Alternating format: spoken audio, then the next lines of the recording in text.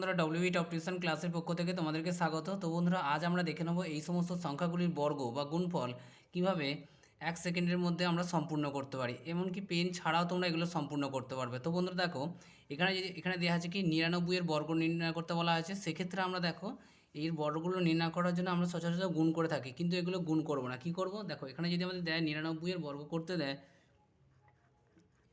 এখানে দেখো এদের বর্গ করতে দেওয়া আছে। সেক্ষেত্রে তোমরা কি করবে, এই শেষ সংখ্যাটার নিচে তোমরা 1 দেবে, দিয়ে এই বাম দিকে যতগুলো সংখ্যা থাকবে ততগুলো সংখ্যার নিচে 0 দেবে। তো এখানে দেখো বিয়োগ করে আমরা কত পেলাম, এখানে 8 পেলাম আর এখানে 9 পেলাম।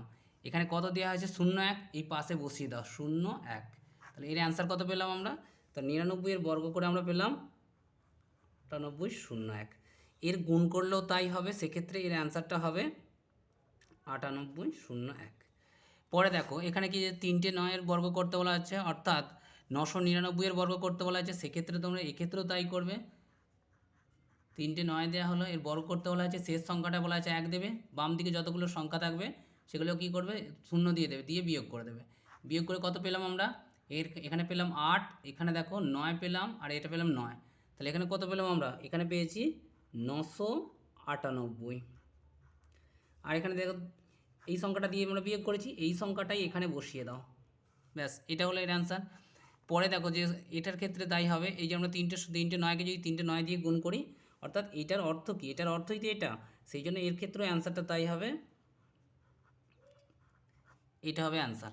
পরে দেখো এখানে যদি 4টে 9 এর বর্গ করতে বলা হয়, অর্থাৎ 9999 এর বর্গ করতে বলে, এক্ষেত্রে গুণ করতে গেলে অনেকটা তোমাদের সময় লাগবে। সেটার জন্য তোমরা কি করবে, এখানে দেখো 4টে 9 এর বর্গ করতে বলা হয়েছে, 4টে 9 এর বর্গ স্কোয়ার দিলাম। এখানে দেখো শেষ সংখ্যাটা 1 দেবে, এইদিকে বাম দিকে যতগুলো সংখ্যা আছে ততগুলো 0 দিয়ে দেবে। বিয়োগ করলে এখানে 8 নামলো, এখানে 9, এটাও 9, এটাও 9। এই সংখ্যাটাকে তোমরা এখানে বসিয়ে দাও, এটা দিলাম। এখানে দেখো এই সংখ্যাটা দিয়ে আমরা বিয়োগ করেছি, এটাকে এখানে দিয়ে দাও, ব্যাস এটাই হবে অ্যান্সার। ঠিক এটার ক্ষেত্রে এটার বর্গ অর্থাৎ 4টে 9, অর্থাৎ 9999কে 9999 দিয়ে গুণ, সেক্ষেত্রে এরও অ্যান্সারটা তাই হবে।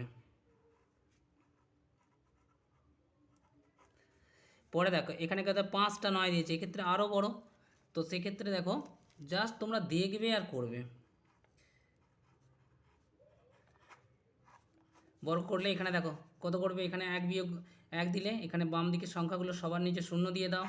বিয়োগ করলে কত পেলে, এখানে 8 পেলে, এখানে 9, বাকি 4টে 9 দিয়ে দাও। তো দেখো এখানে কি পাবো আমরা, 4টে 9 পেলাম, 8 পেলাম, আর এখানে এই সংখ্যাটা দিয়ে বিয়োগ করেছি, অর্থাৎ এখানে এইটা হচ্ছে অ্যান্সার। তো বন্ধুরা কেমন লাগলো তোমাদের কমেন্ট করে জানাবে। আজ এই পর্যন্তই, পরে আরও অন্যান্য সংখ্যার গুণ নিয়ে আসবো, যেগুলো খুব কম সময় খুব তাড়াতাড়ি তোমরা করতে পারবে।